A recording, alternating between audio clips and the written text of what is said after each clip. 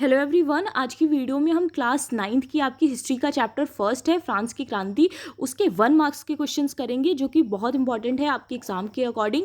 First question है बच्चों आपका कि फ्रांस की क्रांति कब हुई थी, तो इसका आंसर होगा 1789 में। ठीक है, उसके बाद क्वेश्चन नंबर सेकेंड है कि लिब्रे क्या था, तो लिब्रे वहाँ पर क्या था, फ्रांस की मुद्रा थी। ठीक है, तो फर्स्ट ऑप्शन नंबर ए हमारा करेक्ट हो जाएगा। उसके बाद क्वेश्चन थर्ड है फ्रांसीसी क्रांति के समय फ्रांस पर किसका शासन था, यानी उस टाइम पे कौन राजा था वहाँ का, तो लुई 16। उसके बाद क्वेश्चन नंबर 4 है स्टेट से क्या अभिप्राय था, तो इसका आंसर होगा ऑप्शन डी बच्चों कि फ्रांस का सामाजिक वर्ग का विभाजन। वहाँ पे जैसा कि आपने चैप्टर में भी देखा होगा कि 3 वर्ग थे, 3 स्टेट्स में डिवाइडेड था। पहला पादरी वर्ग, दूसरा आपका कुलीन वर्ग और तीसरा हमारा जो भी मजदूर किसान ये सारे वर्ग थे वो तीसरे स्टेट्स में आते थे। तो वहाँ पर यानी फ्रांस में सामाजिक वर्ग का जो विभाजन था उससे ही स्टेट के नाम से जाना जाता है।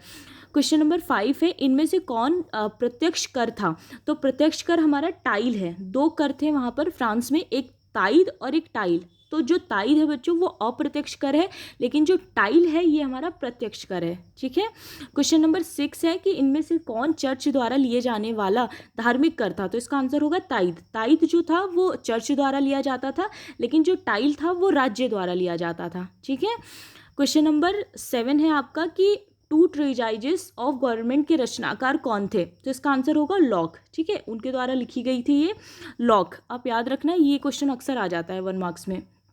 क्वेश्चन नंबर 8 है स्टेट जनरल के आह्वान पर तृतीय स्टेट नेशनल असेंबली का गठन कब हुआ था, तो इसका आंसर होगा 1789 में। ठीक है, तृतीय स्टेट ने मिलकर असेंबली का गठन किया था, तो वो कब हुआ था, 1789 में। उसके बाद क्वेश्चन नंबर 9 है आपका फ्रांस गणराज्य कब बना, तो इसका आंसर होगा 1792। तो फ्रांस गणराज्य कब बना था, 1792। ऑप्शन नंबर डी हमारा करेक्ट हो जाएगा। उसके बाद क्वेश्चन नंबर 10 है आपका नेपोलियन फ्रांस का सम्राट कब बना, तो नेपोलियन फ्रांस का सम्राट कब बना था, 1804 में। ओके, क्वेश्चन नंबर 11 है आपका वाटरलू की लड़ाई कब हुई थी। वाटरलू की लड़ाई ये 1 मार्क्स में अक्सर पूछा गया है, तो इसका आंसर होगा 1815। ठीक है, मोस्ट इंपॉर्टेंट क्वेश्चन है ये आपका, अब इसे अच्छे से कर लीजिएगा। फिर क्वेश्चन नंबर 11 है द सोशल कॉन्ट्रैक्ट्स नामक पुस्तक किसने लिखी, तो इसका आंसर होगा रूसो। ठीक है, अक्सर बुक्स और उसके राइटर्स के नाम भी पूछ लिए जाते हैं, तो आप उसको अच्छे से कवर कर लेना। फिर क्वेश्चन 13 है इनमें से सक्रिय नागरिक से संबंधित सही कथन का चुनाव करें, तो सक्रिय नागरिक से क्या तात्पर्य था, तो ऑप्शन सी कि 25 वर्ष से अधिक आयु वर्ग के ऐसे पुरुष जिन्हें मत देने का अधिकार प्राप्त था, तो उसे वहाँ पर सक्रिय नागरिक माना जाता था।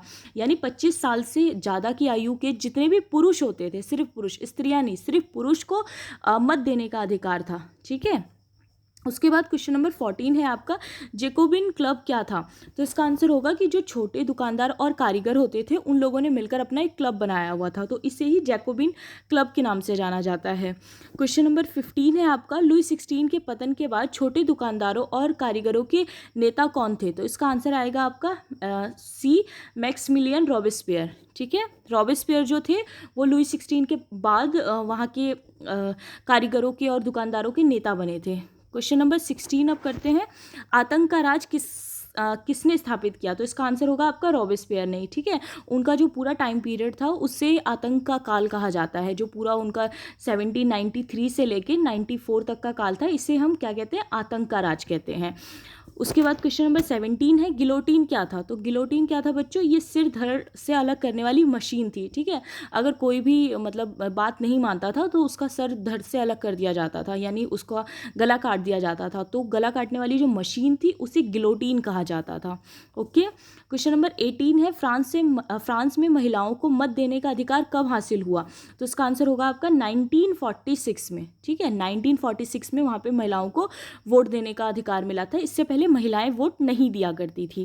क्वेश्चन नंबर 19 है कन्वेंशन ने फ्रांसीसी उपनिवेशों में सभी दासों की मुक्ति का कानून कब पारित किया, तो इसका आंसर होगा 1794। ओके, और उसके बाद अब आपका लास्ट क्वेश्चन है फ्रांसीसी समाज में कितने प्रतिशत जनसंख्या किसानों की थी, तो इसका आंसर है आपका 90%। वहाँ की जो 90% जनसंख्या थी वो किसकी थी, किसानों की भरी हुई थी। ठीक है, तो ये था आज का आपका पूरा वीडियो। नेक्स्ट वीडियो में बच्चों हम लोग जो लॉन्ग क्वेश्चंस है उसे डिस्कस करेंगे। ठीक है, जो भी इस चैप्टर के लॉन्ग क्वेश्चंस हैं आपके एग्ज़ाम के लिए ज़रूरी होंगे वो हम डिस्कस करेंगे। Okay, thank you so much.